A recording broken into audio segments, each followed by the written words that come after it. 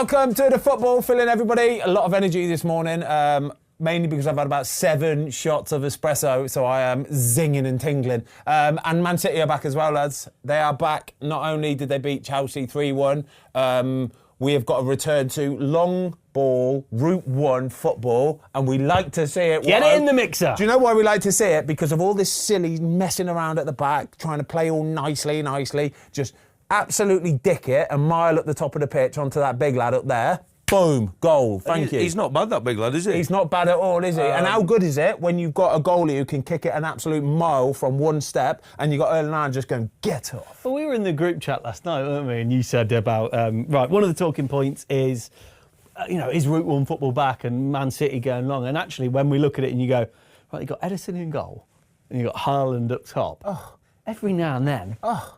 Go for it. Do you know what, right? It's similar to what they used to be with Aguero, where Aguero was so fast, and he was so sharp that he used to stretch it. He would just literally stand on the edge of the 18-yard box. And Edison, if they were willing to, push up a little bit, he would just put it over them.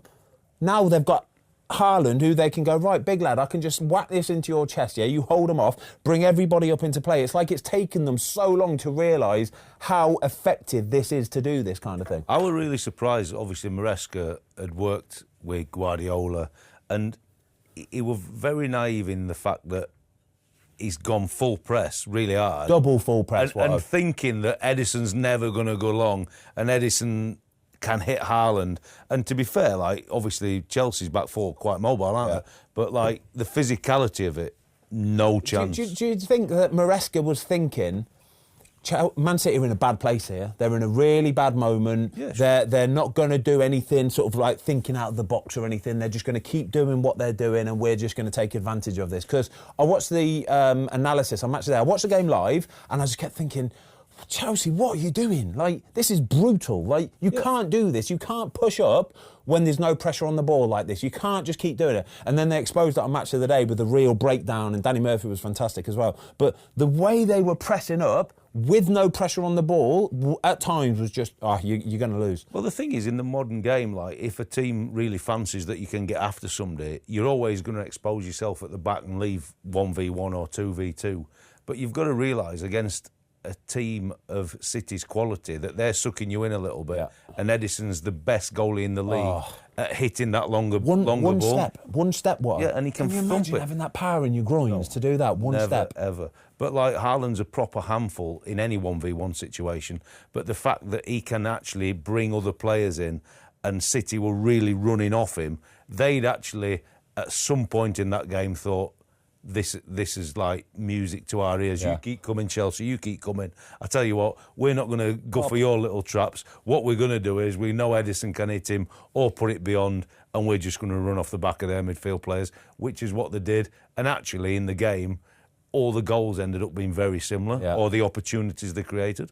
What do you make of Robert Sanchez, specifically the Haaland goal? Look, goalkeeping's all about decision-making. But I feel as though, because of what we've just spoke about, because they were so high and they were leaving the one-on-one battle at any point on the field, I think he thinks he's got to protect the centre-half. He's got to push right up, and he's trying to protect the centre-half. But as a goalie, don't get involved in business that's not yours. When the defender's there with Haaland and you can see your dark blue shirts going up against that light blue shirt, that should be the danger signal to you, thinking, I can't get involved here because he's there. Yeah. And you've got to back off. He just made it such an easy finish. You're not having him, are you? I'm not. Do you know what? I don't know. It's what I just said there is, don't get involved in stuff that you don't need to. So he's absolutely killed Chalobah here, and he's made him look really poor in that moment, because Chalobah actually gets back. He knows he's not going to win the 1v1. He knows he's not going to win the foot race. So what he does is he cuts the line off and he gets back to the edge of the box, right?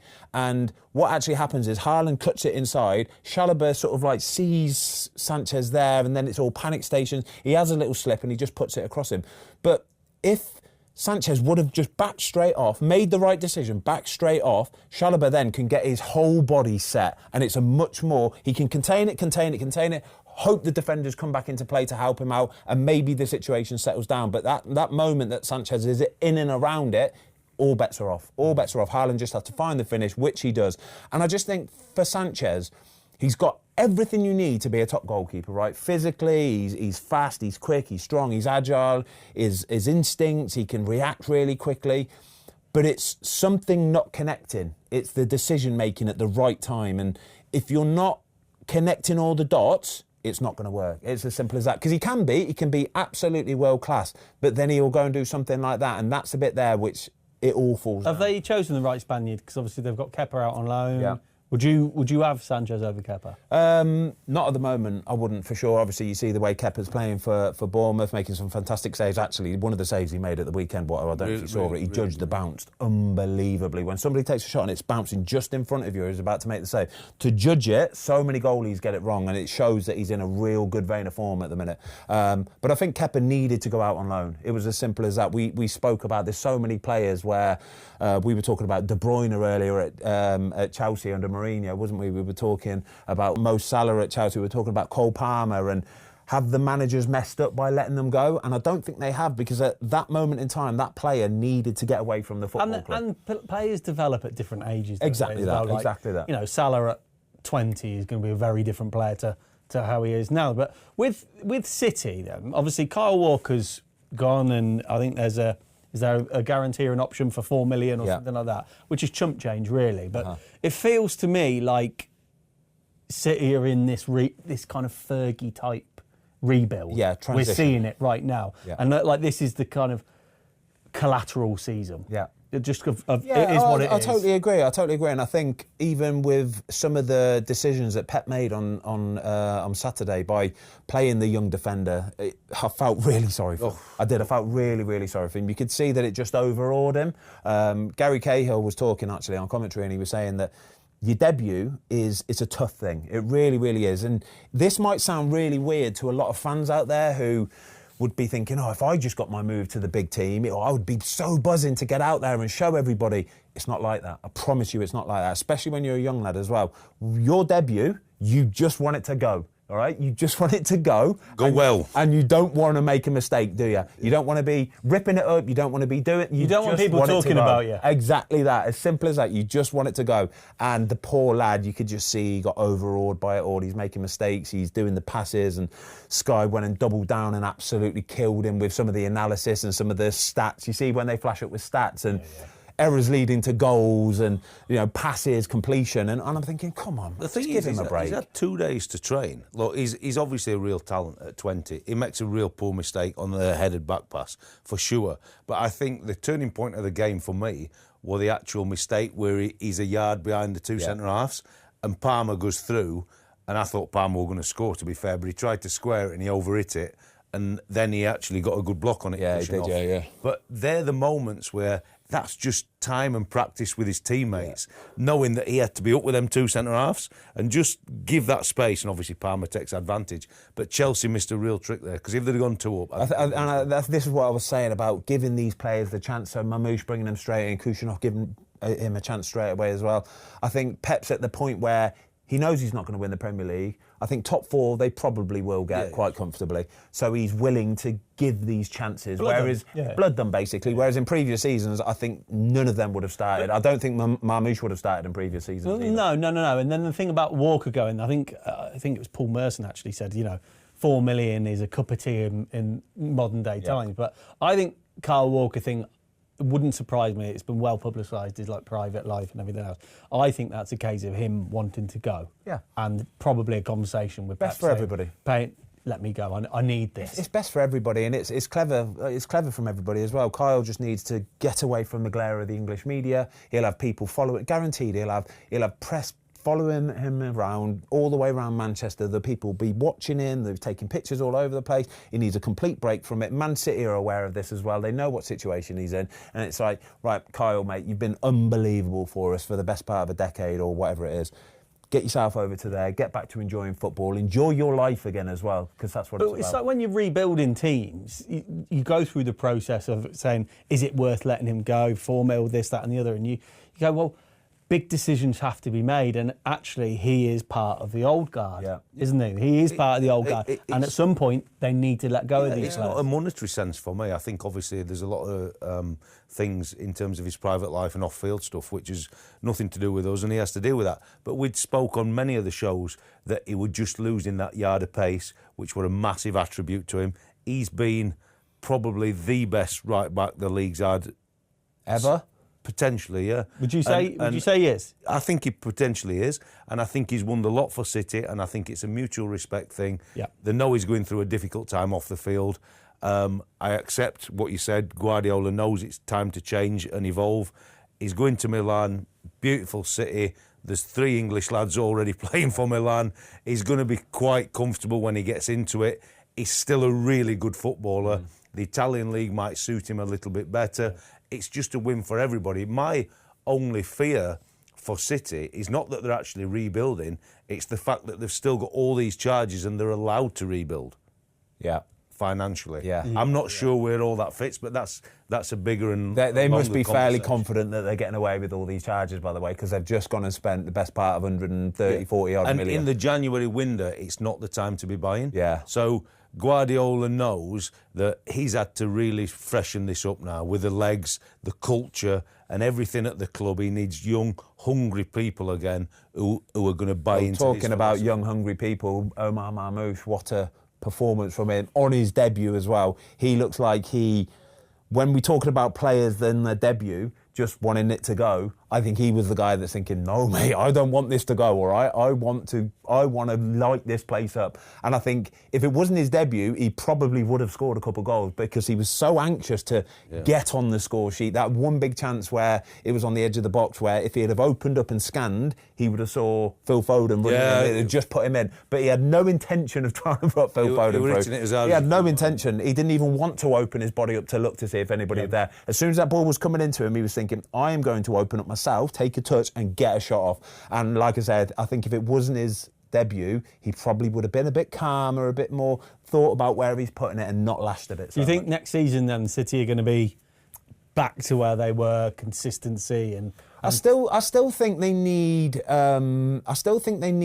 leaders in there, because I think if you're losing your likes of your Kyle Walkers, they're big characters in the changing room, really, really big characters. They'll go again in the summer though, right? They'll go again, but you need to get the right person. You need to get the right people through the door that are going to be the leaders in that changing rooms, because it takes its toll on the team when you're bringing in younger players. They might be hungry, they might be really talented, but you need that experience in the leaders. Still got the John Stones and the Jack Grealishes, players like that, but I do still think he's going to be a big miss behind the scenes. Should we talk about Big Ange and Ruud the dude? No, because we need to just quickly talk about what Gary Neville said about Cole Palmer and Pep Guardiola. Yes. After the game.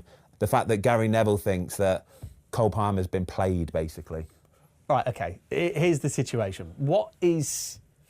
As a young lad, you've got to remember how young Cole Palmer is. As a young lad, what is he meant to do in that situation? Because if he turns around to Pep and goes, no, not now, right?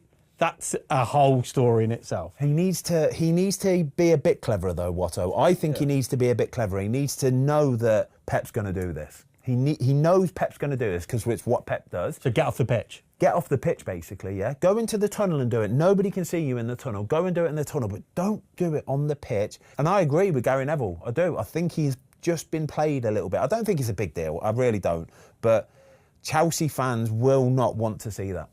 No, it's the master and the apprentice. We've seen it on numerous times. He's done it to players in the teams I've worked with. And I just think if you're a player, and Cole Palmer, knowing that Guardiola let him go and Chelsea have been doing well, he'd been doing really, really well. I think we talk about him as a footballer, how much scanning and everything he sees. He's got to be scanning a little bit at the end of the game. He knows what's coming. And see the master coming across. And you've got to think, I've just got to drop the shoulder. That's not his remit. Listen, on pitch, one thing, but Cole Palmer's... He's a very young man, isn't he? But that's probably where you need the senior player to go.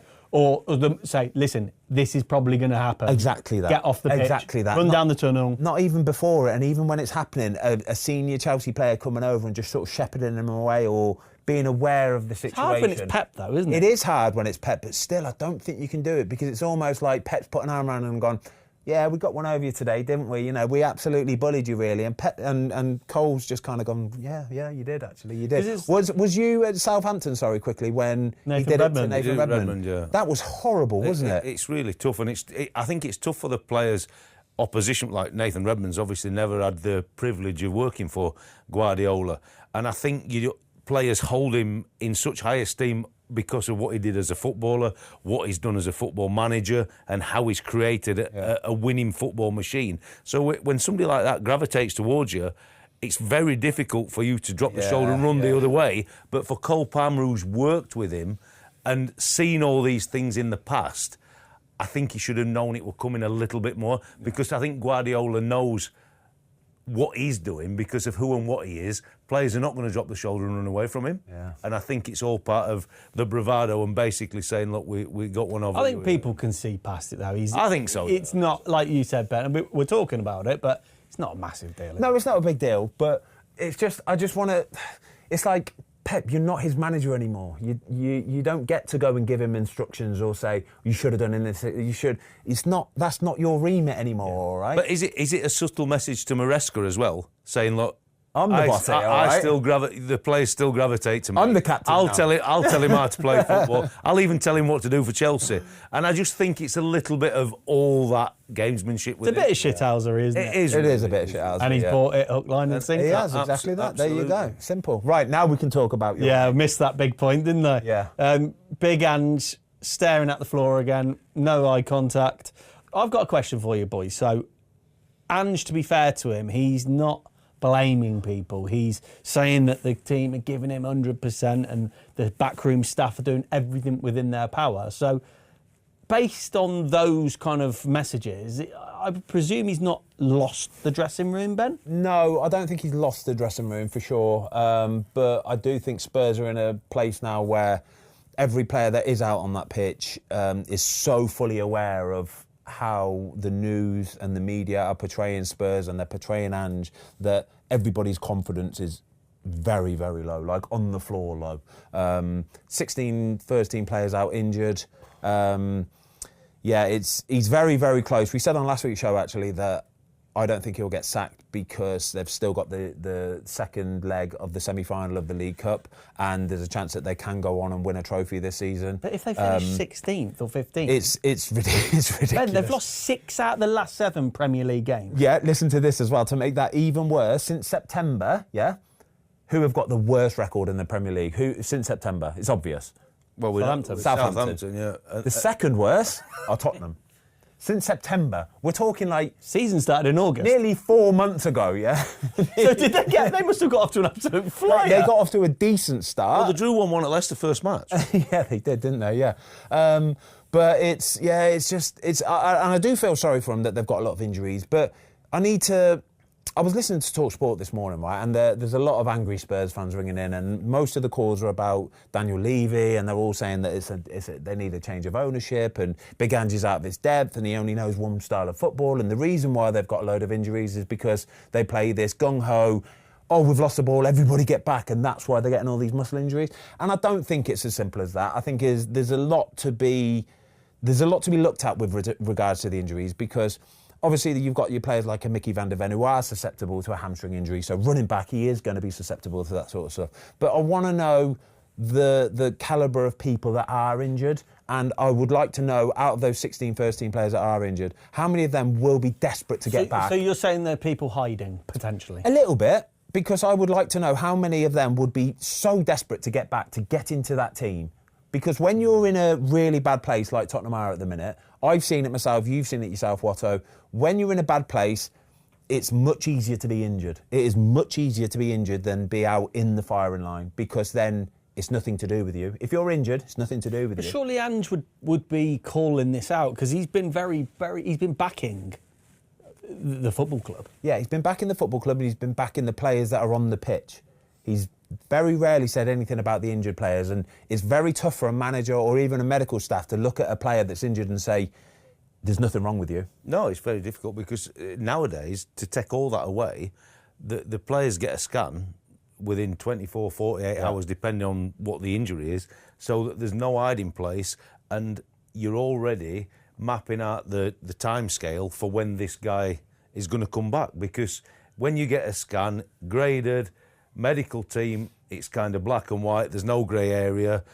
And if it's a grey area, you'll get a second opinion from another specialist, or another surgeon, and another surgeon. That's the process within 24, 48 hours, and you'll have all this information. And I actually think that's why Ange spoke about the collective, as in the backroom staff, the fitness coaches, the masseurs, the physios, because it's them guys, actually, that are getting a lot of pressure now. Look, Ange and his coaching team will put the daily programme together, and they'll know which session represents which level of intensity, and you get a battery of homework done where, because of all the heart rate monitors, they know that a 6v4 possession in a 20 by 20 will generate this much for this much time. So you've got all that. So they know before they start work, and when they say to the fitness coach, this is our block of work today, these are the time, they already know the intensity levels. So everybody's in it together, and the fitness coaches are agreeing with what workload is put in every day, and it's a real team behind it.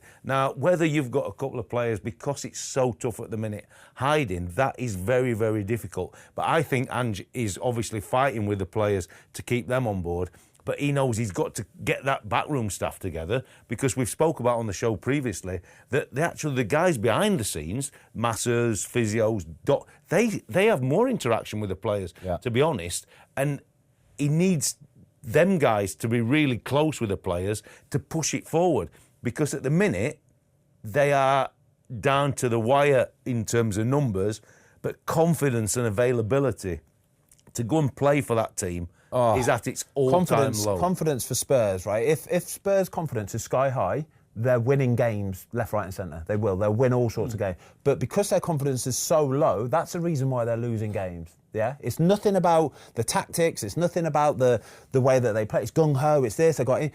That Tottenham team that went out on Sunday, should beat Leicester 9 times out of 10. It's a better player for player. They're better players, right? They're fitter, they're stronger, they're more ability. But because the confidence is low, they're not as good. It's as simple as that. And I've got a really, really interesting theory for you, lads, okay? I think that someday in the next 5-10 years or whatever, right, we're going to start seeing, because there's so many teams now getting so many bad injuries and the whole team is decimated by injuries, right? I think you're going to get a team say, right, we are signing players now. If you are fit and available, you get 100% of your wages. And if you're not fit and available, you're only getting 50% of your wages. Yeah? Because everybody seems to be picking up injuries, and it's so easy to basically like get an availability bonus. If you're fit and available, you get 100% of your wages, and if you're not, you'll get 50% of your wages. What do you think that would do to injury list for football clubs? Well, I think the availability would change. I think a lot of clubs are going that way with the older players. You know, when they're only offering them 1 or 2 year deals, they're not offering them the massive money because they can't. It's about availability and everything that you said. But I guarantee you, when you start really putting contracts out there that's all incentivised about appearances, then you will get a change in the culture for sure. And it might not be that your insurance bill for the clubs every year is millions because of the amount of scans that they have to have. Honestly, the bills for the medical thing is, I think it's 500 quid a scan. Yeah. And after every match, you're probably 3 or 4 in a scanner. Easily, and sometimes, depending on training sessions and intensities, you might be sending one. Honestly, I would say every week between 10 and 20 scans, most clubs. Guaranteed. Wow. And so it's incredible. So what I'm saying is, if you're doing a scheme which is incentivised on availability, right, do you think you would get a lot more players available? I think you'd create a problem at the football club, because if, I don't know, Dejan Kulusevski is one of their best players, right? If he is on the receiving end of a bag tackle and he's out for a month, and all of a sudden he's not getting his full dime, that's a problem. Yeah, it's a problem. It's a big problem. But do you think it's pushing players to get back fitter faster?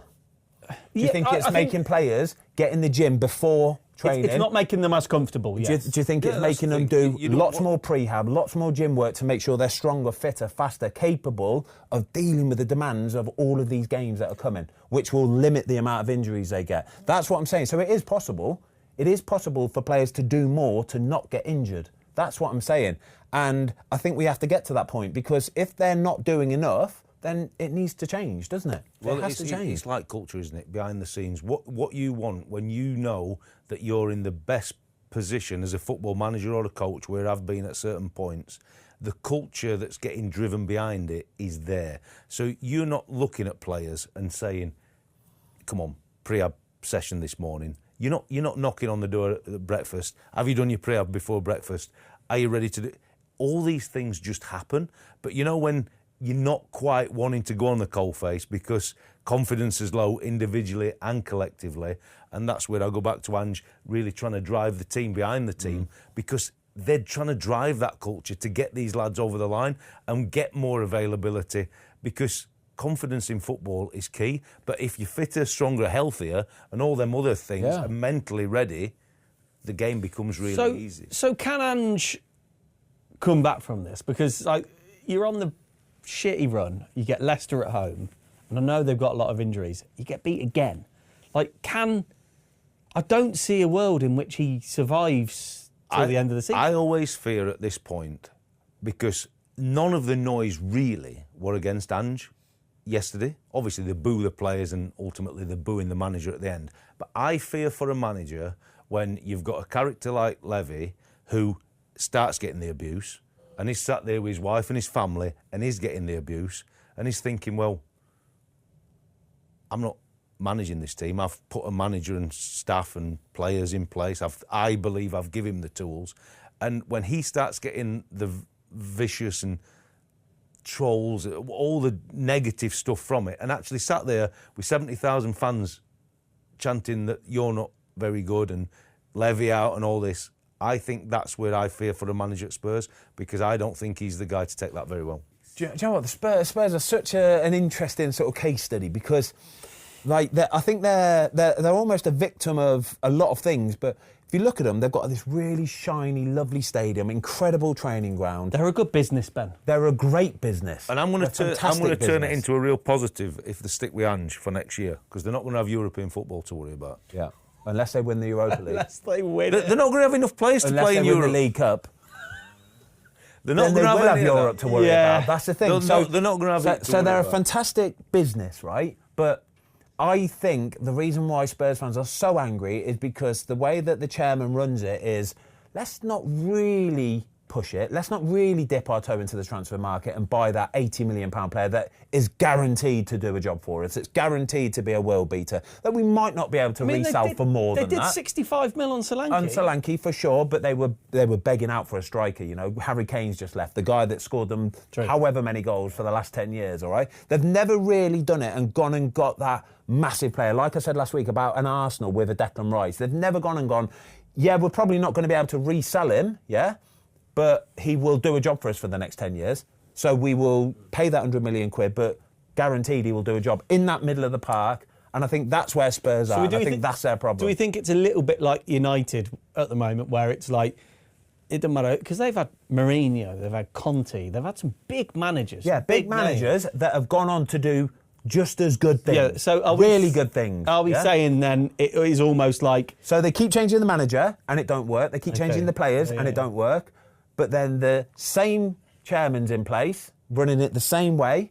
Surely at some point you have to say, right, we've changed all of these apparent broken parts, but we haven't changed that bit. I just look at it from... I hear what you're saying, 100%. I just look at it sometimes and I think this is why my opinion is possibly influenced, is because the way I see Ange after the game, and it's this no eye contact and it's this demeanour, and I just think, are you really... Is he just been completely browbeaten? I think I totally agree. I think that's what it is. I think he has to go into that football club and he sees that the way that it's ran above him impacts everything at that football club. And he has to deal with that, and he sees it and thinks, there's no way we can progress here because they're not demanding. They're not demanding of the players on the pitch to do a certain job, on the training pitch to do a certain job. It's allowed because we're still making money every year. Every year we make money, we turn a profit, the investors, the shareholders, the dividends, everybody's buzzing. But the fans, except the fans, because we're not getting any success. You'd like to be a fly on the wall when they have the board meeting with the chairman, the manager, the recruitment things and just to see where it lies, because they know where all the 100 million or 80 million pound players sit in the market. They know where the 60, 70 million. They're not stupid. They're still on the coalface at all these things, but the chairman still has to give the green light to go boom, boom, boom, boom, and know you can do that. And then actually, if you're doing everything right, you're moving the other stuff on and evolving as you go. But Spurs, I think he looks beat. And I think he looks beat on the point you're making, that it's just so big, and he probably doesn't feel as though he can influence them top little bits. He don't get a say when it comes to it. And do you know what? He's a great football guy, a great football manager. Love or loathe the tactics. When he's got his best available, they are a very, very good football team. They've just not been able to get that consistency. And he's fighting every sinew. And I think when he spoke about the backroom staff, he spoke about the backroom staff because he's thinking, they never got a mention. I'm fighting so many things, I don't even help them half the time. He's almost sending a message going, we're doing our bit. Yeah. We're doing as much as we can. Do yours. Have a look at Spurs fixtures, by the way. So, Premier League only, this is. Next Premier League game is away at Brentford. And then it's that second leg of the League Cup, which is massive for them.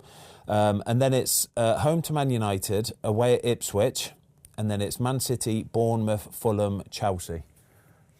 The situation Tottenham are in, realistically, you could see them getting maybe 3 or 4 points from that lot. Well, they need, mate, the physios, doctors, and actually players to stand up. But they need some miracle work behind the scenes, unless they're going to spend some money in these last few days of the window. They need bloody Eileen Drury, that's what they need. The faith healer Eileen Drury. It takes you've got to be a certain age to know who that is. Glenn Hoddle, I know, because I am of that certain age.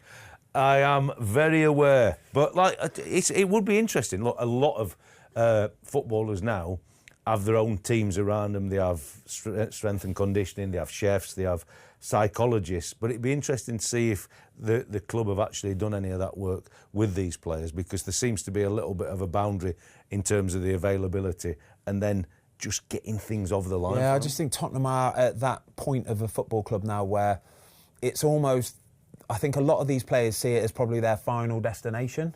So they're signing the players that see it as their final destination, where they don't have to improve anymore, so they don't have to push themselves anymore. So day to day, they just drop their standards just a little bit, and it all affects everybody, because they're getting the wages at Spurs. They get the good wages. They're getting the 120 grand a week. That's the problem with Spurs, isn't it? That's it. That it's should so still be a stepping stone, and Spurs fans wouldn't want to hear it, but because they're not quite always that top four, if you're a top player, you should use that as a platform to get to the very top, because Spurs are that team, unfortunately, that never quite get there, and they're not winning the trophies and whatever. But if you go in at Spurs and can play in front of 70,000 every week and show that you're capable and can make that next level up, that's what you want to be creating. So then you have got the business model, because if you get players, make them better, and you're not quite there, they move on again, and then you try repeat the action behind it. And what about the last thing you need when you're going through a rut, right, is Jamie Vardy winding up the fans, pointing at the Premier League badge. I love it. I absolutely love the guy. Love it. I love the guy. We've got a question here. Who's better, Owen or Vardy? And then we'll come on to Haaland or Isaac. So it resurfaced recently. Yeah. I think it was from a few years ago, but Owen said that he wasn't he wasn't a goal scorer type thing, and he was like a lucky strike. I think it's quite an old quote. I think. Owen said this about Vardy, you mean? Yeah, I've seen it. I remember it actually when he said it, and what he said was that he's not a natural goal scorer. He doesn't find corners. He just gets in front of the goalie and smashes it and hopes for the best. Yeah, and then when he started going for a poor run, he says, and the reason why he's going for a poor run is because he's just not finding the back of the net now. Who's better, Ben? Owen or Vardy? That's a really... Can I open us up this one, right? I think there's going to be a bit of bias because Owen was a wonder kid. Yeah. And there was that. Now, Owen won Ballon d'Or. Yeah, he did. And did it in the World Cup for England. Yeah, but this was all before the age of, 23, 23? You were very young when... But as a Premier League striker... Probably Vardy. I'd say for Vardy. longevity. I'd say Vardy. I think Owen probably burned bright, but very Yeah. out quickly. What's the word? Burn bright and... Yeah, it burned bright but died quickly. Like, Still not the quite... Still not the quite... I'm not quite sure of the quote. fire burnt brightly, but You know what I mean, anyway. He basically shone so bright, but then he burned himself out. Faded quick. Faded quick. Whereas Vardy, he's just, longevity-wise, he's just phenomenal. Well, I think he's the kind of guy that you can rely to put on out there, and the reason why he's still playing in the Premier League and still scoring goals is because, you'd like to have thought that Leicester would have moved on from that Jamie Vardy being a little rat. I'm not sure about that, though, Ben. Why would you want to change it? Well, Why would you want to change Owen it? Came on the scene at 16, right, and was probably fair to say, 28? He was kind of... When did he leave Liverpool? Well, Vardy started playing in the Prem at 27, Yeah. right, and he's now 38. Yeah. So actually, in terms of like... Premier League winner, most consecutive games scored in a row, Yeah. record holder. I think he's like 6 or 7 behind Owen's Premier League tally now. Yeah, he'll be close. Didn't Owen save your bacon in that Manchester derby, though? Is that when he Did. saved He your... did. So He I can't did. believe you can go against him. I'm not, mate. Michael Owen all the way. Unlucky, Jamie. What a finish that was, Bob. What a finish. Like, that he was. was a great finisher, wasn't it? Like, I never got to work with Owen or work in a team or even get to know him particularly well. So I'm kind of going on my take with Vardy, but you'd want Vardy in the trenches with you. Yeah. Like, I think Owen were a better finisher and a more natural finisher, but he couldn't do what Jamie Vardy could do in the off-the-ball stuff. And I think what he created around a team and a cult, he's just Jamie Vardy... You want him in your trenches. And for Leicester, he was perfect. But he's obviously not, and I'm not being disrespectful, Leicester obviously won the Premier League, but Owen played at the big club, could do it at the big club. Yeah, it's a good week shout. in, week out. It's a really good shout, Watto. Big club, European fixtures, international England, fixtures. yeah. Hey, Vardy scored some good goals for England, but he was just touching on it all the time. And I think Owen, you would have to say, ultimately was the better model. But like, I really, really love Jamie Vardy. I think everything about him and his journey is really What we can special. agree, though, is that Jamie Vardy is definitely the better shithousery merchant than Michael Owen, because his celebration after the goal, right? Honestly, it's so good. He did it early in the season as well, didn't he? He did it earlier in the season, and it's world class. It is the pointing to the little Premier League badge. Obviously, they've won it, so when it's gold normally when you've won it. Pointing at it, pointed in the corner, 1, 0, bosh. Oh, it's so. But that's why you love him, aren't you? And actually, it's the throwback to the old time of football, because in the modern world, footballers, they've got all these Instagram pages and all this, but they're in their own little bubble. Vardy's out there, he's not asked about none of that. It's good fun, it's good crap. Good with the fans, Yeah. and that's what you want. And he don't take it personally, but when he's on the field, he wants to win. And you can shout whatever you want to shout at him, and if he gets a goal or an assist, he's letting you have it. And I love that. Do you know what this win has done, though? Is made Wolves absolutely shit themselves, Tom. Absolutely shit themselves. They'd have seen this fixture and they'd have thought, nah, surely Leicester cannot go and beat Spurs. Surely they cannot get 3 let me points. listen to this. So I was in the pub yesterday afternoon because my son's football match got cancelled.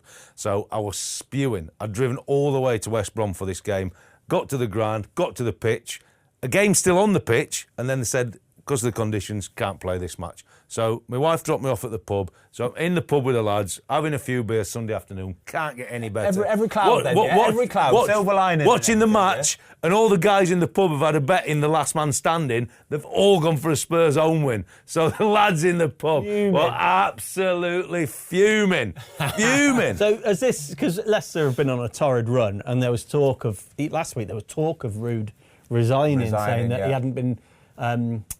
promises hasn't been fulfilled and stuff. But is this kind of will give them a big lift? Massive lift. And they're out the bottom 3 now. They actually did really well against Spurs at the weekend, to be fair. They worked really hard. Everybody looked like they knew what they were doing. They're all on the same page. This will buy him time for sure, because you'd like to think they will get a bit of confidence from this. Wolves losing as well. Wolves... I won't say they shot themselves in the foot, but when you've got a man advantage for the best part of half an hour, you've got to take advantage of it. You've got to throw everything at it to try and get that goal, and they didn't. They were just a bit toothless. Really. I'm really worried about just Wolves. a bit toothless. So Leicester winning this game puts them into 17th position, a point above Wolves, and Wolves they'll be waking up today, all those Wolves players, all these Wolves fans thinking, oh gosh, Here we go. Wolves fans and Wolves staff and players would have been wanting, obviously, this result to go against Leicester. But what it does, I think, if you're Leicester, and it would worry Wolves players, staff and fans, is the fact that it looked like Ruud might have been going because he'd not been backed. They've got to win first one in 7.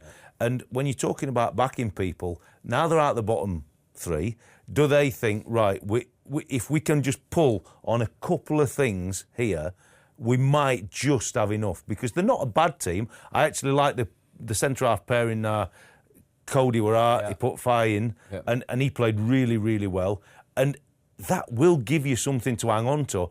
And it's like any team, if you can get some quality in the building now, just before the end, just to give your players, staff, give everybody a lift, it might just get them over the line. Now, Wolves, shocking result, not against Arsenal as such, but only because they had 10 men against them, and naivety, it could have been a straight red card. Well, let's talk about Arsenal then. Before we do, quickly, actually, I've got a quick little funny story for you, lads.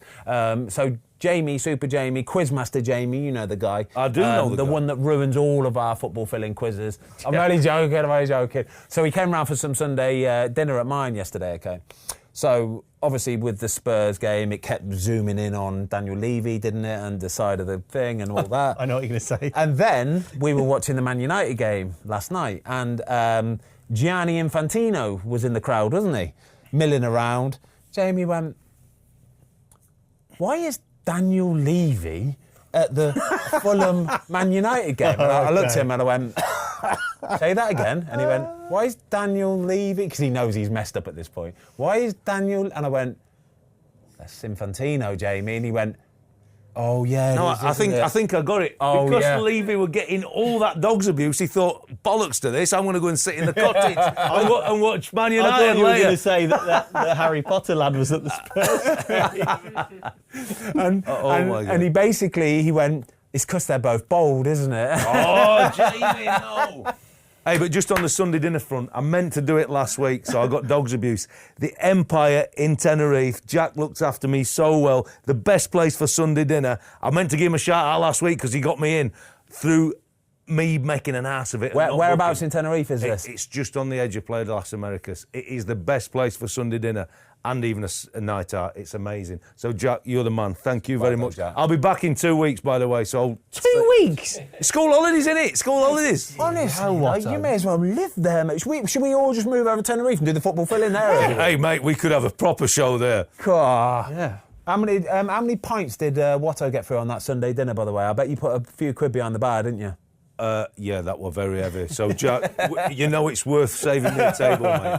So, at the Arsenal game, we'll talk about a couple of bits in the Arsenal game. So, my lad George went with his Uncle Lee at the weekend, and there's a couple of things. The Miles Lewis-Skelly It's not a couple of red things. card. This is the biggest, the worst, probably, refereeing decision I think I've ever seen in my life. Genuinely. And then VAR have absolutely compounded it as well. And then the PGMOL afterwards as well have compounded it again by saying that they agree with the referee's decision. I've got a question, right? So you look at so it's the challenge, okay? Is the challenge a red card? No. Okay. So I look at it and you look at the referee, VAR.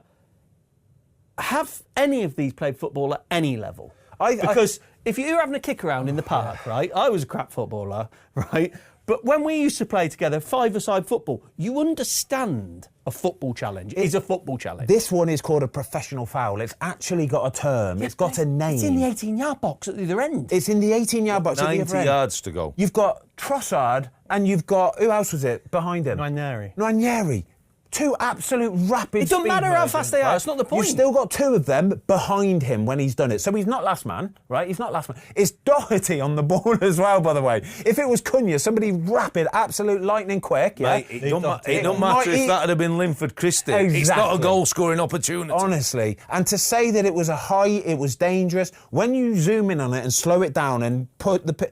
then it looks like it might be horrible, right? But when you watch it in real time, he hasn't put his studs up at him. What he's done is he's flicked the side of his car yellow card. to bring him down. It's a yellow card, as simple as that. And then, first of all, for Michael Oliver to be so quick with it, right? It was like he was buzzing to get his hand in his pocket and pull this red out, right? To be so quick of it is one thing. And then for VAR... somebody sitting there, slowing it down, watching it, replaying it, watching it, replaying it, to go, yeah, I'm cool with that. Bizarre. That's a bit for me where I go, wow, this is crazy. If I were a member of staff at that game, I don't know how I'd have control myself. And I know you're supposed to for the image of the game and that, but the decision is so bad. But my actual take on it is that he's supposed to be our shining light. He's supposed to be the top dog, isn't he, And Michael? I actually think they've thought in VAR and then the PGMOL later, we cannot go again. This is our best. Yeah. But like somebody should have just said, Michael, you've been so hasty here. You've got to get to the monitor and have. It didn't even seem as though they could get him to the monitor, No. which is so bad because I'm not saying it's the worst decision ever, but there'll not be a worse one this season. No. It is so bad, and if it would have been one of the younger referees, they'd have been refereeing the Championship for a month. You'd have not seen them. I was for the next few waiting. weeks. I was waiting for. So you get the official PGMOL kind of Statement. rhetoric statement of what they think, and for them to double down again and say, we agree with why Michael Oliver did it. This is the reason why. And I just thought, no, they can say whatever they want at that moment in time. They can, and if they want to back it, they'll back it, and if they don't want to back it, they won't back it. And for them to have that power to be able to go and say, yeah, we're going to back it because we're all standing together, even though it flies in the face of everything and everybody knows it's wrong, they're just going, no, we're doing this. Yeah, and I was thinking, come on, like, you don't want matches to be ruined by players being sent off, yeah? You don't want players to be sent off. If it's viable and they've done something really bad, it's a red card and that's the punishment for it. But don't go sending players off for silly, stupid stuff. It ruins the game. It ruins the spectacle. Yeah. Nobody wants to see it. And I think Arsenal, you've got to say fair play to them for one, controlling themselves, not getting carried away with it, not getting reckless, losing their heads. They saw it out. Wolves, obviously, it's a sloppy red card for the Wolves player. Really sloppy red card, actually. But for Arsenal to get the 3 points from it, fair play to them. Really fair. I were actually glad, and Wolves fans will not want to hear this, but the decision was so bad. I was glad Arsenal won the game for the league and the integrity of it all, because, like, that decision, like, really should have put a nail in Leicester's coffin in terms of the bottom bit, because you'd have expected Wolves to at least get a point, and they'd be thinking, wow, decision like that's helped Wolves. And for the actual top end of the league, like, to work against Arsenal in such a way, I thought it were really, really disgusting decision. Couple of points, right? So Arteta's been in since 2019 and he's won an FA Cup.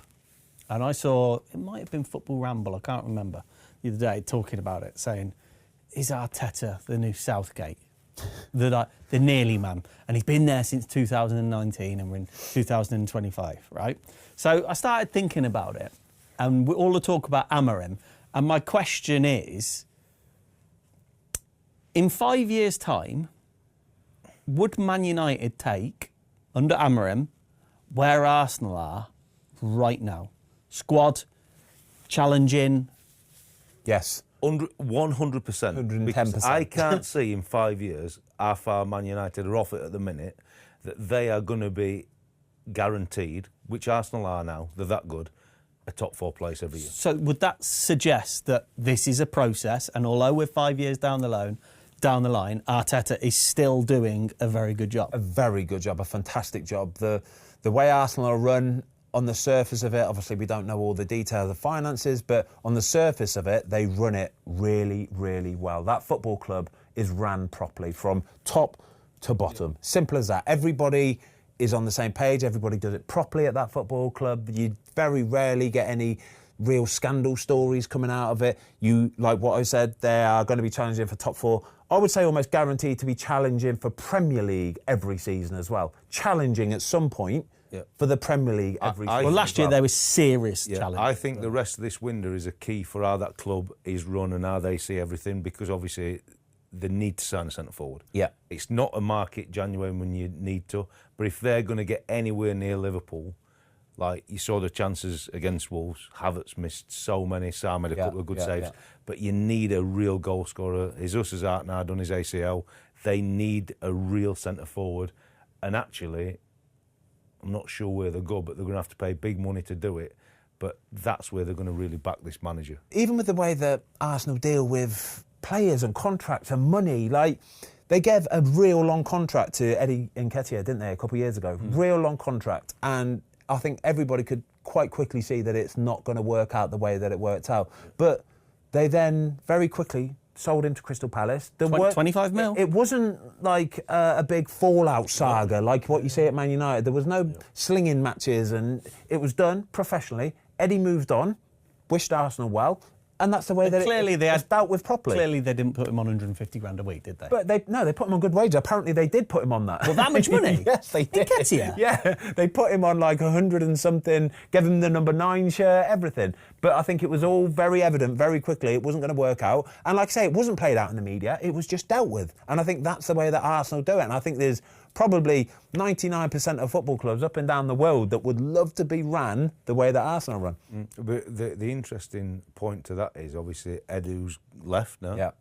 And that'll take some replacing because his relationship with Arteta were really good and they'd done all that recruitment, and that's why I'm saying now, in this very brief window that they've got till the end of January, I do think they need to do some business. Like we talked earlier about City getting Mamouche. Why couldn't they have potentially gone for that? Spent 57 or 60 million, whatever the figure, to get him in? Because that's the level they're at, Arsenal. That's where they need to be. Yeah. And he was really good, wasn't he, when he came on, started for City.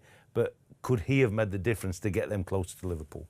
Quickly as well, it'll be really interesting to see if the red card gets overturned, because Arsenal are going to appeal it. They have to appeal it. They will without doubt appeal it. Was it Arteta said that we might not even appeal it? They have to appeal it. Because it's so obvious it'll be overturned. Exactly. But this is what I'm saying, though. So they're going to appeal it. It will get overturned. Yeah. It will. It's as simple as that. It's got to do. It will get overturned, and then so what is the point of this VAR and the PGMOL? Well, what's the point then? What do the refs say this morning when they're all up at St George's Park and they discuss all the intricacies of the weekend, and the star man Michael Oliver's in the room?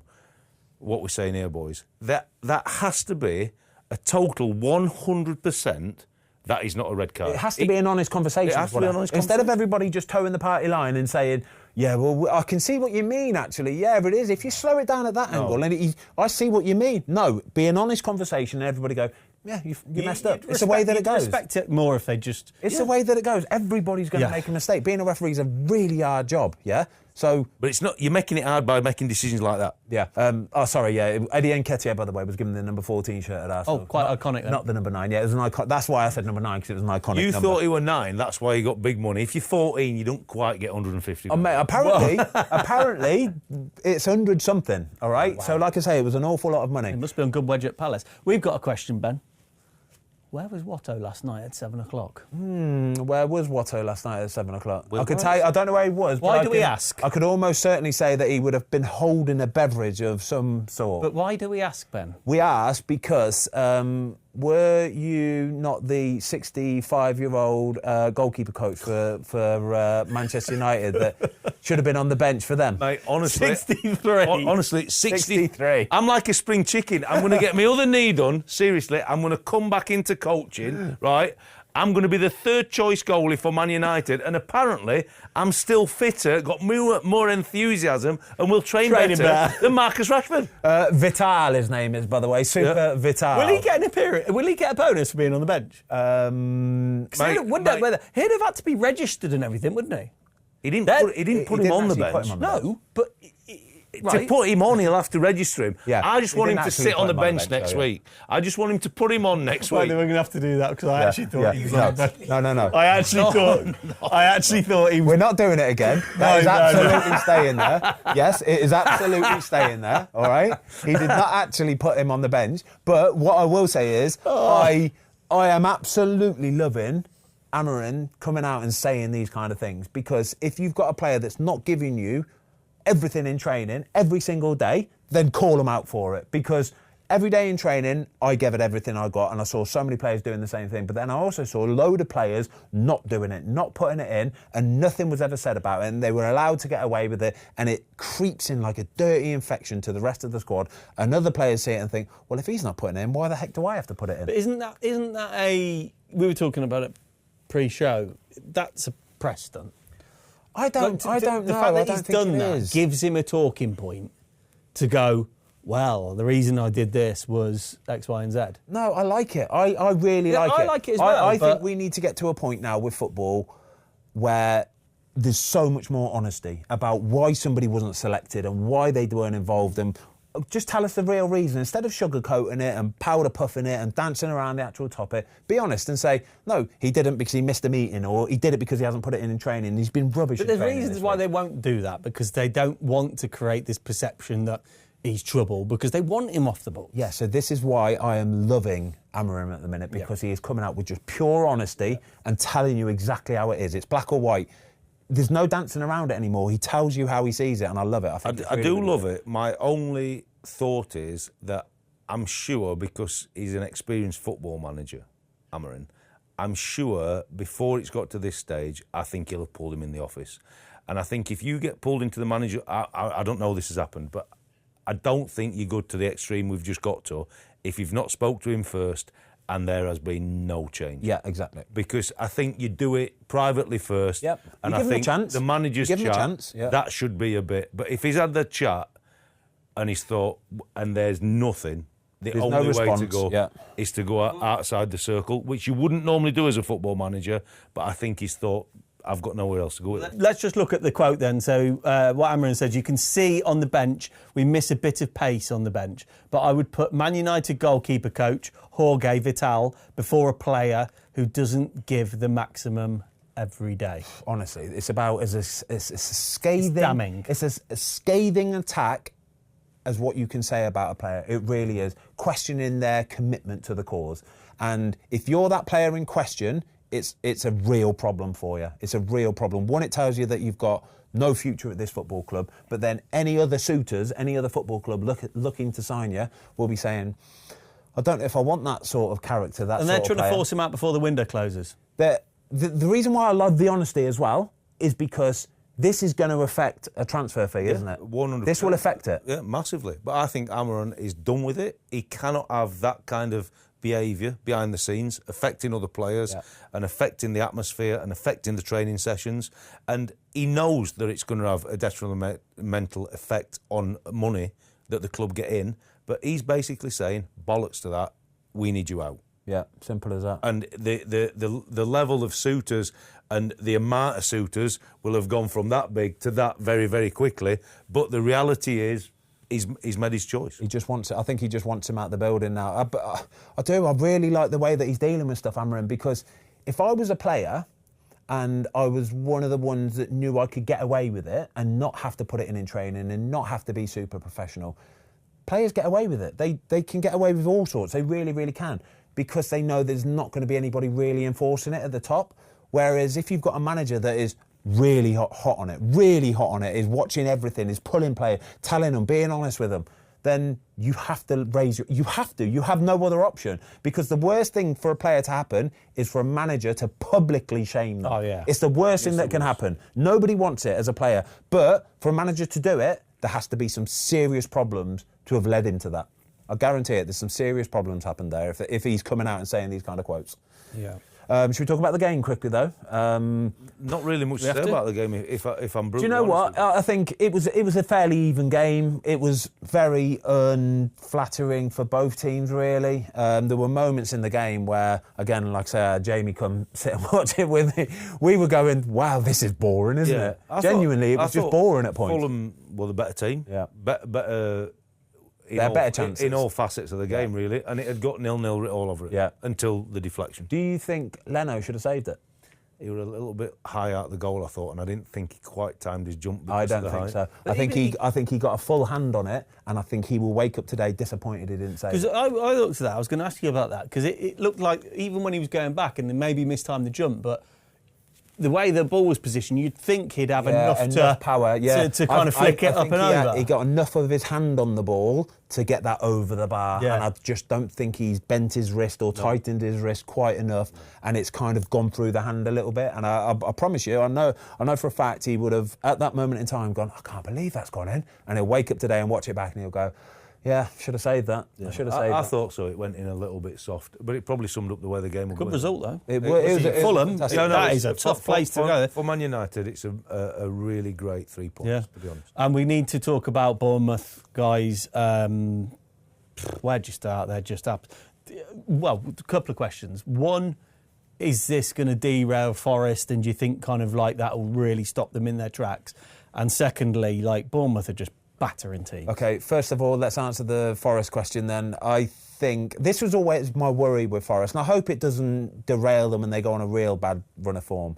But my worry is that when you've done so well for so long, it's subconsciously, it's like we've done enough. The momentum kind of... Everybody says the same thing in the media, in the press, the wider world is, haven't they had a fantastic season? They're overachieving. And subconsciously as players, it sort of seeps in a bit to go, we have done really well, haven't we?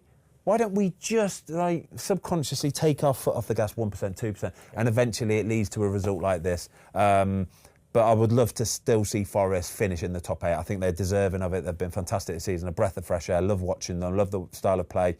But for Bournemouth, I agree with what you're saying. What a team this is. What a team. Some of the players they've bought, and I think this is the conversation we're going to have, is how can a Bournemouth get the transfer dealing so right when it comes to recruitment as opposed to some of the bigger clubs? And the Brightons and the Brentfords, you know, and the Fulhams. Do you know what a big part of it is? A big reason why they can get these right. So Justin Kluivert, 9.6 million. Ouattara, 20 million, scored a hat-trick. Huijsen, 12.8 million.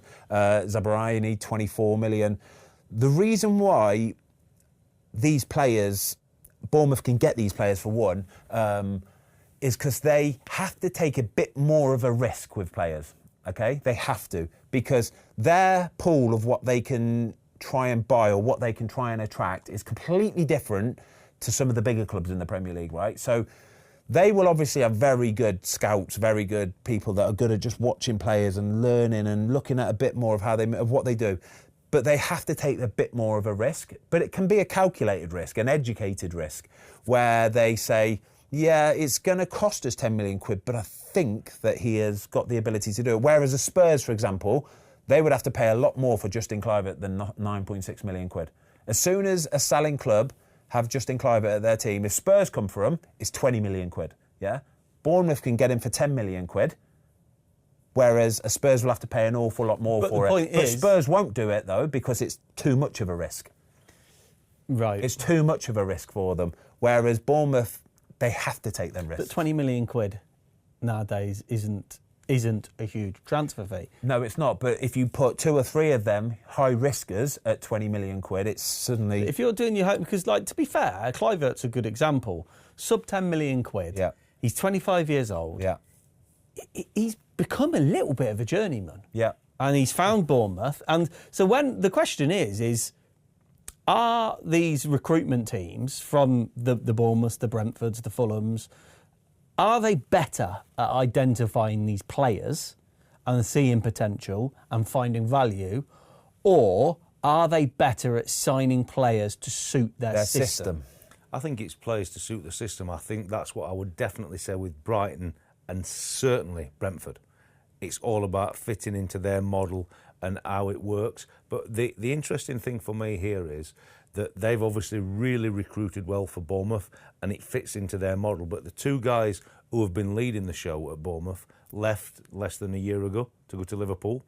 So if they can change the Liverpool model and maybe take a few more risks, because I think the summer window and the windows moving forward for Liverpool with a team that are so good, if them 2 lads do what they've done here, because this work will have still been done led by them lads over a period of time, if they can put that model right at Liverpool, they're going to take some stopping. Well, it's like Chelsea, isn't it, Watto? When they bought Potter in, they took quite a number of staff, senior staff, recruitment staff, from Brighton. The mistake that Chelsea made is they had no patience.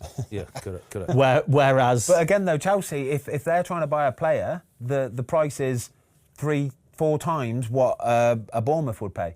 It's just the way that it goes. That's true, but it's the way that it goes. It is. That's true, and I understand your point about the calculated risk. But if you turn around and said, Huijsen is going to cost you 36 million, you'd go, yes, thank you very much. Yeah, now you would. But at the time, he's still a kid. He's still very inexperienced, and you don't know how he's going to adapt to the Premier League. Yeah, you don't know if he's going to be able to, because it's all about confidence. It's all about your mental state of being able to adapt and then thrive. Yeah. And if you can sign the players that are able to do that, right, you're never going to lose any money on them. But if you sign the players that all of a sudden sign for a Man United or a Liverpool or a Chelsea, and then they get overawed by this massive club and this massive aura just takes over, you're struggling. You're struggling. And those risks that have cost 3 times more than what Bournemouth have paid, all of a sudden it's like, oh my gosh, we've lost money on this player straight away. That's why there's a lot of clubs now want second, third, fourth, fifth level tier clubs at various countries, because then you can get into the cheaper market, really good, and build them forward. That's what the plan is of a lot of clubs. You said, Watto, that you think there's a bit of an ego thing or a satisfaction from fans, because look at Ouattara. I never know how to pronounce it. Is it Ouattara? Ouattara, right? 20 million quid from Lorient. Yep. If Spurs went and signed a lad from Lorient, would the fans be fuming, kicking up? Yeah. Is there that ego element where they go, no, we shop at the top table. Yeah, we shop at the top table. We buy from... We pay premium prices for premium products. That's what Tottenham do, right? And they get their pants pulled down. That's what happens. They get the pants pulled down, whereas Bournemouth go, all right, cool, you just keep going and getting those big boys, because it's not cool to shop for a Ouattara or a Justin Kluivert or a Huijsen. It's not cool to do that, Your fans are kicking off about it. It's true. And I really do believe there's a lot of ego around transfers, and certain clubs can only attack certain players and profiles and from certain clubs. And if you're not talking 50 million, it's a waste of time. Yep. But the other clubs who are run better know where the value is for them, and like a 25 million quid signing for Bournemouth is huge, but they're doing the work, and these players are worth 3 times that within 6, 12, 18 months at Bournemouth. And will they make mistakes? Yeah, they'll make mistakes, but not that's going to cripple their football. Yeah, exactly. That's the difference. Because if that £10 million Kluivert or the £12 million Huijsen doesn't work out, it's not the end of the world. Yeah. It's not the end of the world. So you can take that risk a lot easier. It doesn't. It's not like it's not like Tottenham doing 65 million on Solanke. Exactly. And not saying because he's been good for them. No, he's a proper player. But Bournemouth are also backing that Iriola's a fantastic manager. They've got the proper recruitment behind it, and they know they're going to be a Premier League team. So if they make a mess on a 12, 15, 20 million signing, they've still got the backup of the Premier League money, but they know the other ones, they're going to turn into 3-4 times what they paid for them. Yeah. So eventually their model really suits. But as I said, the bigger clubs have got associations with other clubs and try and do it a different way. But like, I think Bournemouth, Brighton, Brentford, all absolutely bob on with it. Nail it, and if the big clubs could take some of that, there'd be a lot. But this is where what it says there about the big owners now, the big football clubs will have a feeder club in Holland, a feeder club in Germany and Spain, that they can buy that player from that club for a much cheaper amount. So when you've got a Real Betis coming in that's owned, I'm just throwing a team out there, for example, a Real Betis trying to buy a player that Man United are interested in, they ain't got to pay nowhere near that amount. They can get him for cheap as chips, But if he's then owned by that massive umbrella ownership, Man United then go and get him for a lot cheaper than what they'd have to buy him from a team that they're not associated with. So, Justin Kluivert on Flames looks to be a real find. Got us thinking. Father-son combos. Yeah. Who are the best father-son combos? And we're not talking just throw loads of he played and he played. We're talking about the father being elite and the son being elite. So the reason why it has to be the father elite and the son elite is because I put this in the group chat yesterday, and straight away I got hit with Erling Haaland and Alfie Haaland, and I had to say, lads, listen. There's only one of them any good. Alfie was a good player. Alfie Inga Haaland, even though he was a very good player, right, was not top-tier player. No. Yeah, he was never in that world-class bracket, all right? He wasn't, unfortunately. Erling, however, is top of his game, top striker, unreal. So that one don't count, okay? Yeah. So fair. I'm going to start with one, is Peter Schmeichel and Kasper Schmeichel, which I think is right at the top of it, lads. I think it's one of the best. I think it's one of the best. We've got a few other different alternatives, but both have won Premier Leagues. Both have made a 100 caps. bazillion caps for the Premier League and the national team, and I think it's right up there. Yeah, I think it's right up there. One I threw in, which is a kind of obvious one, but it's before my time, was Cesare Maldini, Italian Hall of Fame, European Cup, Serie A's, played 14 times for Italy, and then Paolo Maldini, who arguably is the greatest defender ever, arguably. For sure, And then the other one that went in the group were the Lampards. Yeah. I'm not having Frank Lampard Senior again, it's before our time. What was he like, Watto? I can't remember that, mate. Hey, remember, I'm 63. Nasty. I'm a 63-year-old goalie coach. That's nasty. Frank Lampard, I'm not having his dad as an elite level. And there's no slight on this, by the way. Frank, don't come for me at this. Yeah, I'm just saying we're talking top tier, top level here. All right. I've got a little nice one. Ian Wright and Sean Wright-Phillips. Yeah, very, very, very decent good. one. We happy with that, lads? Yeah, Sean Wright-Phillips, multiple England caps, won silverware. What did he win in the quiz the other week? It was City Player of the Year. Not Young Player of the Year. Young. Was it not Premier League Player of the Year or Young Player of the Year or something? Something like that. Something like that, yeah. I think that's right up there as well. It's a good one.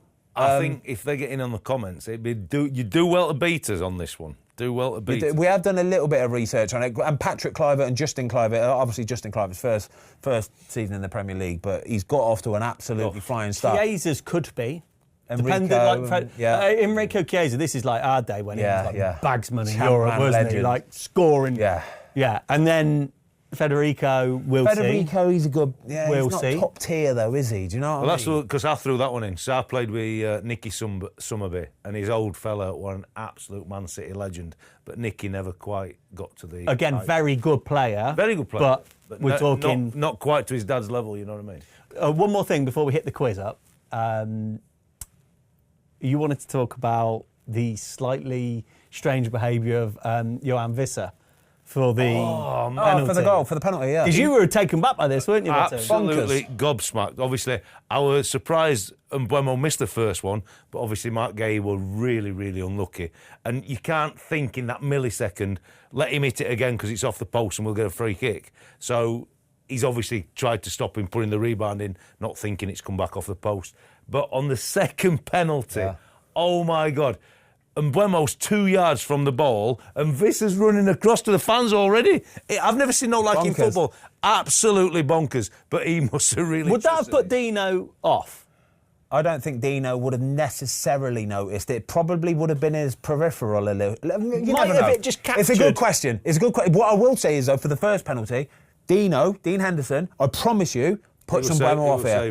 The fact that he's waited so long, I think that gets in Mbeumo's head, and Mbeumo knows that he has to really try and find the corner, which is what makes him drag it a little bit too far and make him hit the post. So, he's missed a penalty, but Dean Henderson had a massive contribution to the fact that he actually did miss it. And as well, before we do get onto the quiz, I was a little bit bored yesterday, right? So, I dropped Louis at football, and then I've got about 45 minutes until the game starts. So I don't even know where this is going. So they're doing the warm-up, right? Could be anything with him. And I thought, I'm just going to sit in the nice warm car. It's absolutely smashing down with rain. It's windy. I'm going to sit in the car and I'm going to do a little bit of a stat find of Manchester United when they're on telly and when they're not on telly, OK? So Man United have played 23 games this season, yeah? How many out of those 23 games do you think have been on telly? I'm going 18. In the UK, this is everybody. 18. 17. It's 18. It's 18. Oh, that's there you incredible, go. Boom. So, out of the 18 games, how many do you think they have won? How many of them 18 games do you think Man United have won? Not very many. Not very many, you are correct. 5. They've only won 5 televised games this season in the Premier League. Drew 5, lost 8. And of the sort of blackout games, the Saturday 3 p.m. or the Sunday 2 p.m. kickoffs where it's not on television, they've won 3, lost 2. So that kind of tells me that when Man United are on telly, they kind of lose or draw a lot more than what they win. Do you think they put them on so Mark can do watch-alongs? I think so, yeah. To stifle him or something. To help him? Yeah, to help him, so yeah. But yeah, I don't know if it actually lends itself to any kind of like analysis or anything like that, but when they're on telly, most of the time United are not winning. Well, that tells me that everybody who plays them on telly fancies beating them. I think so too, yeah. Because everybody's going to watch and the pressure's going to be on. They can't cope. Talking of pressure. Quiz time. No pressure. You're under pressure. Pressure's for tyres.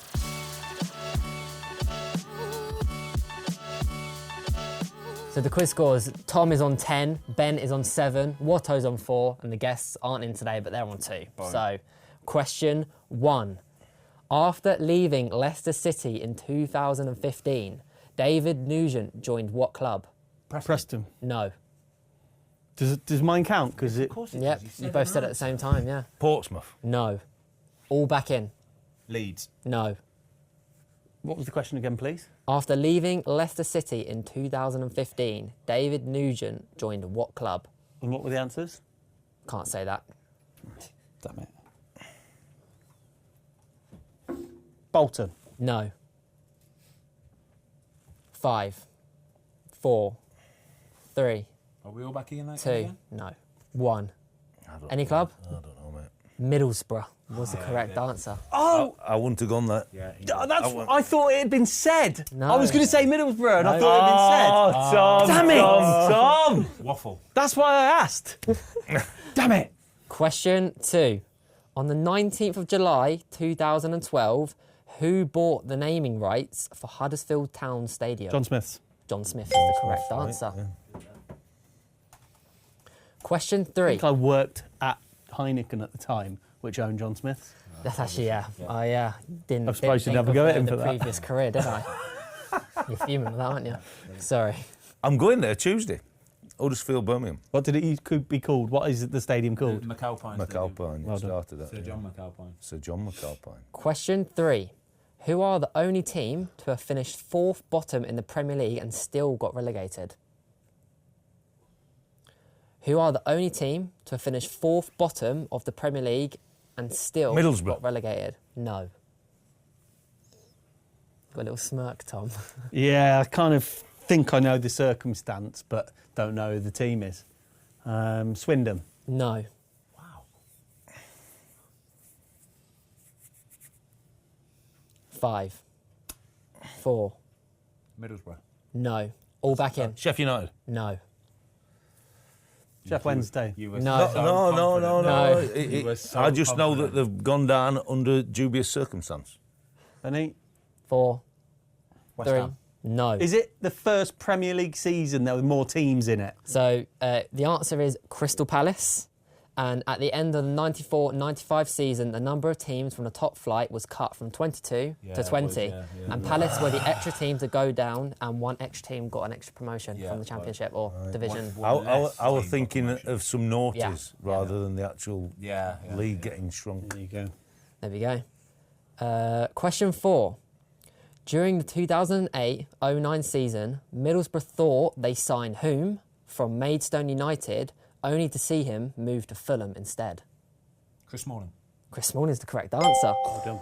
They announced the signing, but then they changed to Fulham as it was closer to home. He changed to well Fulham done. as it was closer to home. Good answer. Yeah, that's a very good answer. Question 5. So it's just... What's the score? 1-1 nil. 1-0, yeah. Question 5. Shaka Hislop started his senior career playing in England at Reading, but who did he represent at international... Trinidad and Tobago. Oh, I were out with Trinidad, wasn't I? Trinidad and Tobago. It was Ben. Oh my God. Sorry, Watto. I were out there with Trinidad. I just can't roll it all out that quick, can I? Don't worry. Tom. You know it with me, Tom, didn't you? I was kind of waiting for. I thought it was a club question. Yeah, I was hoping you'd dive in. You see how good it is? Because it makes you wait for the end of the Yeah. question. That's the beauty of these questions. Trying to get him to dive in, but Not no one David did. James and Glenn Johnson both. I think it was Sol Campbell, was it? And So, yeah, get it right. Question 6.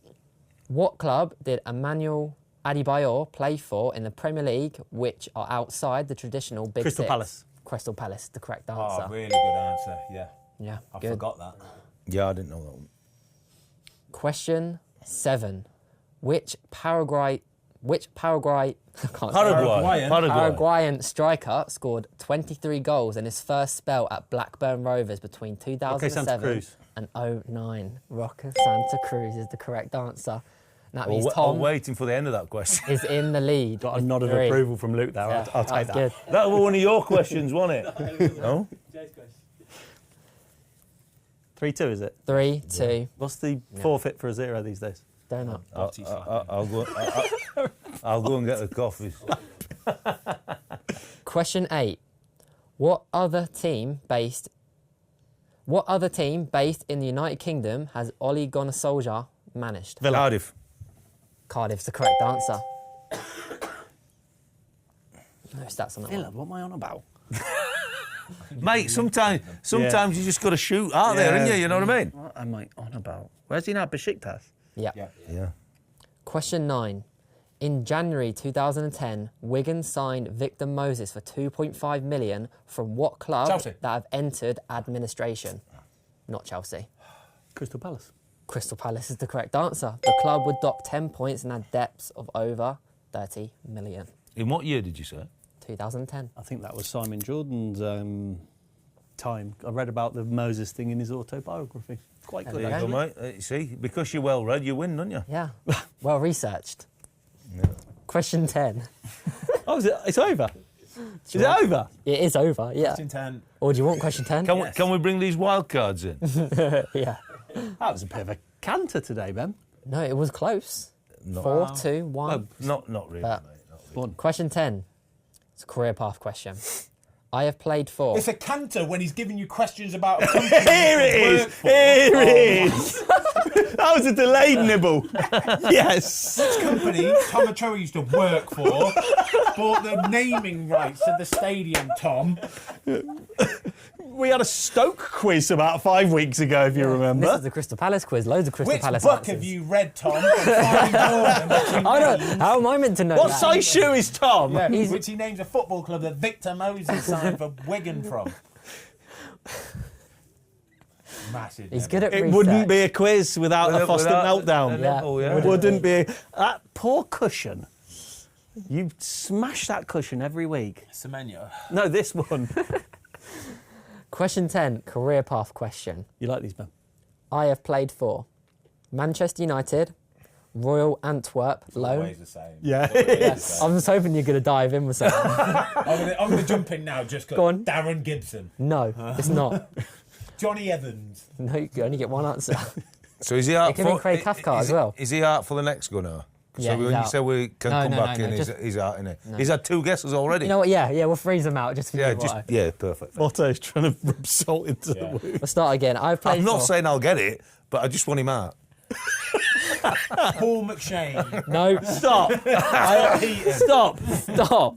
It's not any of them. Manchester United, Royal Antwerp, loan. Hull City, loan. Tottenham McShane. Hotspur, loan. No. Sunderland, Cardiff it. City, I know it. Crystal Palace, I know it. Hull City, Huddersfield Town. I know it. You're not allowed. Did you say Hull twice? Yeah. Hull loan, Hull permanent. It was probably going to be the next one I was going to say after that. Mate, you can't say anything. Five. You've said 24 fucking players. I'll let you have this one. I know. 4, I don't know what it is. 3, 2, 1. Fraser Campbell. Correct answer. Oh, Fraser. former Campbell. teammate of Ben's. And he still fucked it Played up. with him. Wow. Oh, is there any tie-break questions? There is a tiebreaker question. Should Yeah. we have that for fun? Go on, may as well. Yeah, Double up fun. and spend. Is he in? Double question. Is he allowed in this one? He is allowed. He is allowed. Well, don't It's try a it. team Don't game, try that's all it. right, it's a team I can game. actually see over the morale's just dipping a bit. Nah, it's all good, isn't it? It's all good. It's okay. We've still got a long way left of the Yeah, season. we're fine. Ben's going to have a new guest next week. I'll be on the... Yeah. Yeah.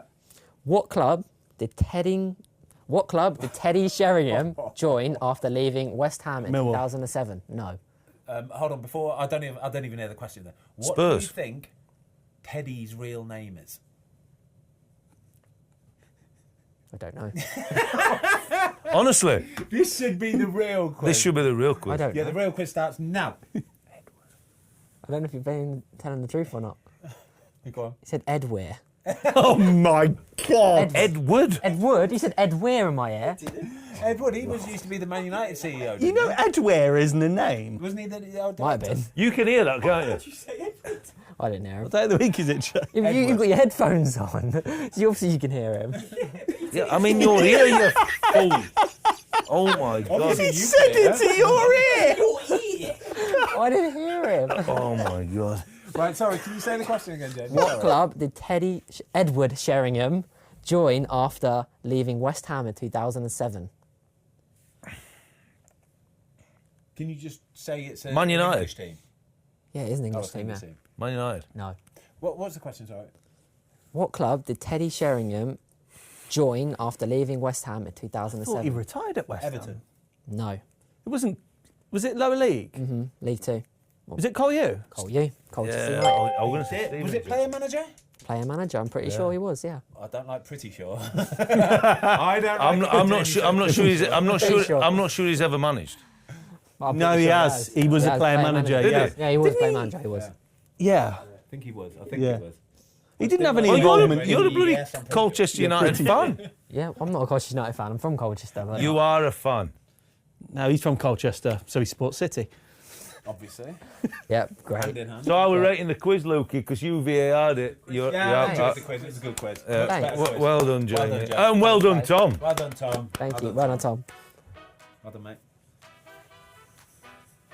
Well done, boys. Hey, what we need to mention is that when Tozer were on Sky, they managed to get his Converse on. Did you see it? Oh, yeah, they Fair did. play to Toes for backing it. I'm not wearing them. We need to get Converse.